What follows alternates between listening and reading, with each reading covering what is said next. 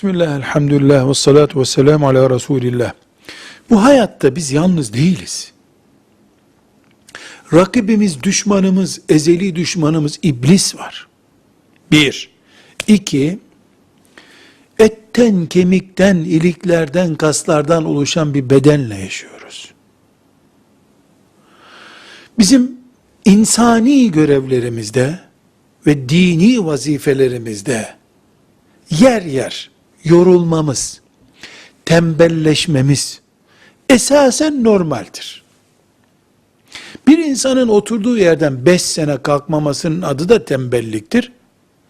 Filan gün öğlenin sünnetini kılarken bir uyuşukluk oluşup o günlüğüne mahsus bir defa işte öğlenin sünnetini ihmal etmesi de bir tembelliktir. Birisi hayat yolculuğunda normal görülebilir.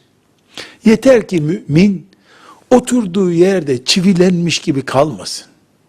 Yer yer hata etmeye takılıp kalmamak lazım. Hamle yapıp yenilenmek gerekir. Bu da her şeyden önce hayata bakışı büyük tutmakla mümkündür.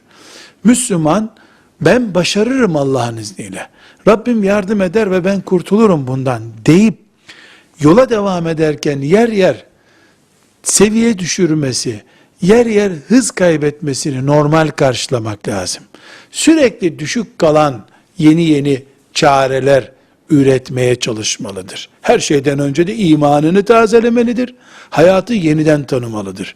Velhamdülillahi Rabbil Alemin.